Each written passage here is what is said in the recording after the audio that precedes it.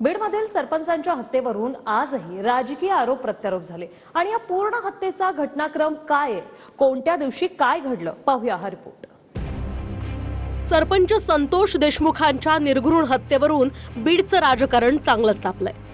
हे सारं प्रकरण सुरू झालं बीडमधल्या पवनचक्की प्रकल्पाच्या ठिकाणावरून। केजमधल्या मस्साजोग गावच्या हद्दीत आवादा कंपनीचा एक पवनचक्की प्रकल्प आहे। इथे 6 डिसेंबरला घडलेल्या घटनेचे धागेदोरे हे संतोष देशमुखांच्या हत्येशी जोडले जात आहेत। 6 डिसेंबरला प्रतीक घुलेसह काही लोकांनी प्रकल्पस्थळी येऊन वॉचमन सुरेश सोनवणे आणि प्रकल्पाधिकारी शिवाजी शिंदेंना मारहाण केली। आरोपांनुसार या मारहाणीमागे 2 कोटी खंडणीचा उद्देश होता। मारहाणीनंतर मस्साजोगचे रहिवासी असलेले वॉचमन अशोक सोनवणे यांनी सरपंच संतोष देशमुखांकडे धाव घेतली। त्यानंतर 6 तारखेलाच केज पोलीस ठाण्यात घुले आणि इतरांवर गुन्हे दाखल झाले।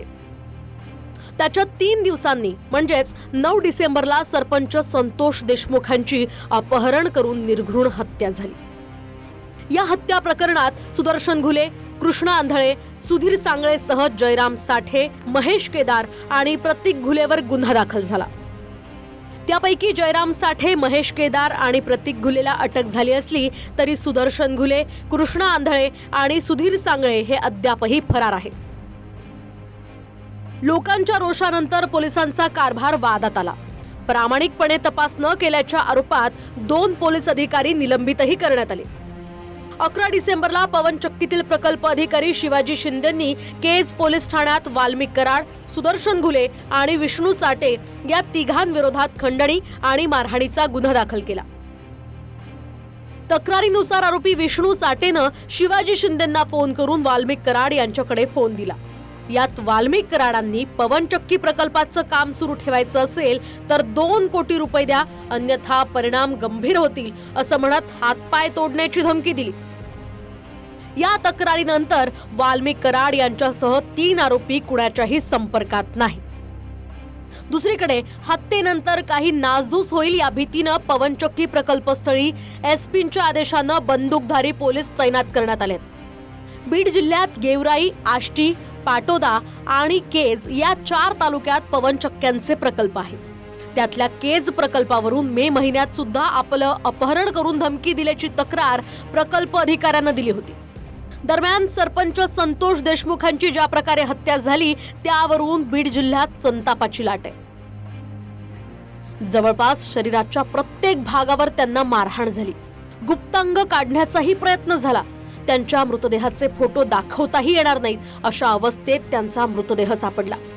आरोपांनुसार आरोपी घुले आणि चाटेला वाल्मिक कराडांचं पाठबळ होतं आणि वाल्मिक कराड हे धनंजय मुंडेंचे राईट हँड मानले जातात। परळीत त्यांना प्रति धनंजय मुंडे समजलं जातं। असंही म्हणतात की वैयक्तिक कामाच्या तक्रारी घेऊन परळीतले लोक धनंजय मुंडेंऐवजी वाल्मिक कराडांकडे जाणं पसंत करतात। नेहमी धनंजय मुंडेंसोबत सावलीप्रमाणे वावरणाऱ्या याच वाल्मिक कराडांवरून सध्या राजकीय आरोप प्रत्यारोप रंगतायत। असा हा कोण है वाल्मिक कराड? वाल्मिक कराड खड़ा तो वह सरकार से बड़ा, या सरकारपेक्षा मोठा वाल्मिक कराड। या सरकारची लाच जाते पहिल्या 5-10 दिवसातच। वाल्मिक कराड पाहिजे ते करून बीड मध्ये उघड माथ्याने फिरतोय, उजळ माथ्याने फिरतोय। वाल्मिक कराडचे व्हिडिओ येत आहेत बघा। एक आज बीडमधनं माझ्याकडे व्हिडिओ आलाय की ज्यांच्याशिवाय माननीय मंत्री महोदयांचे पानही हलवू शकत नाही असे, आणि मग हे महाशय असे गर्दीतनं बाहेर येतात। लक्ष्मण हाके, मला त्यांनी काल व्हिडिओ त्यांचा पाहिला, त्यांनी स्वतःहून निर्णय घेतला मी इथे हे वाल्मिकांना बोलवले बघे। सर्व मी तुमची क्षमा मागते कारण अजून भाषण सुरू झालं नाहीये।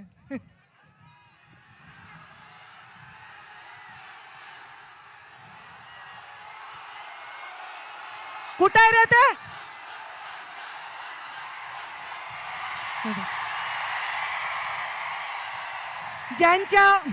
ज्यांच्या शिवाय धनंजय मुंडेंचं पाने हालत नाही ते वाल्मिक कराड।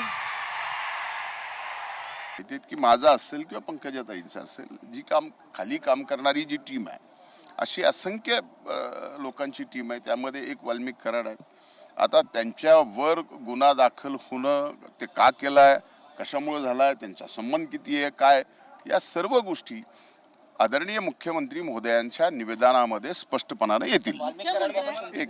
एक मिनिट ते आहेत. आता भूमिका काय बोलायची ते माझ्या जवळचे आहेत, त्यात काय मी नकारणार थोडा. हा गुन्हा घडल्यानंतर बाप तो बाप रहेगा असं पोस्टर पोलीस स्टेशन समोर लावलं गेलं. जर गुन्हेगार असं बाप तो बाप रहेगा म्हणतो खून करून, अजून 3 गुन्हेगार फरारी आहे. माझी मागणी आहे की या 3 गुन्हेगारांवर लवकरात लवकर आपण अटक करावी. या सगळ्या गुन्हेगाराचे CDR रिपोर्ट तपासावे. ज्या कोणाला तो व्हिडिओ कॉल रेकॉर्ड करून दाखवण्यात आलेला आहे, ज्याला दाखवला गेला असेल त्याला सुद्धा 302चा आरोपी त्या ठिकाणी केला पाहिजे. 1 इंच सुद्धा जागा त्याच्या शरीरावरती मार देण्याची ठेवण्यात आलेली नाही. त्याच्यामुळं मी स्वतः माननीय मुख्यमंत्री देवेंद्रजींकडे SIT नियुक्तीची पत्र दिलेलं आहे. या संदर्भातला जो PI आहे त्याला सक्तीच्या रजेवर पाठवलाय. त्यावेळेचा जो इन्चार्ज PSI आहे त्याला सस्पेंड केलेला आहे. जो खरोखर घटनेमध्ये इन्व्हॉल्व असेल अशा प्रत्येकावर कारवाई केलीच जाईल. सरकार पक्षाचा, विरोधी पक्षाचा कोणाचाही दबाव हा कुठल्याही आरोपीला वाचवा असा आलेला नाही. हा वाल्मिकी कराड नावाचा जो गुंड माणूस आहे, तो अध्यक्ष महाराज आणि परभणीची घटना आपल्याला नाही बोलू द्यायचं. अध्यक्ष महाराज, आपला अधिकार आहे अध्यक्ष महाराज, पण आम्ही परभणी आणि बीडच्या घटनेचा निषेध करून सरकार त्याला गंभीर नाही म्हणून आम्ही बायकॉट करतो अध्यक्ष महाराज. तपासात संतोष देशमुखांच्या हत्येमागे कोण होतं हे स्पष्ट होईल. पण बीड जिल्ह्यात घडणाऱ्या घटना या नक्कीच गंभीर आहेत. व्यापारी अमोल दुबे दुकान बंद करून ज्या मार्गावरून जात होते त्याच मार्गावर आधीपासून एका कारमध्ये 4 ते 5 जण दबा धरून बसले होते. समोरून अमोल दुबे मोटरसायकलवरून येत असल्याचं लक्षात येताच कारमधल्या आरोपींनी गाडी सुरू करून दुबेंचा रस्ता अडवला.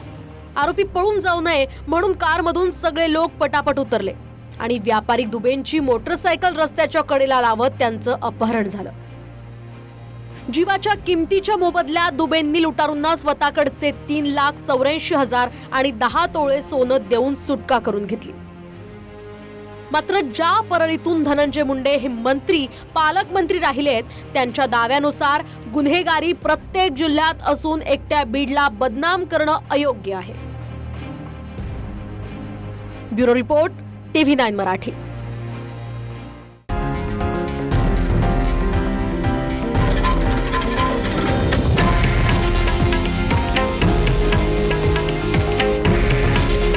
हे आहे देशातील नंबर 1 न्यूज नेटवर्क आणि आपण पाहत आहात TV9 मराठी. काळजी तुमची, हित महाराष्ट्राचं.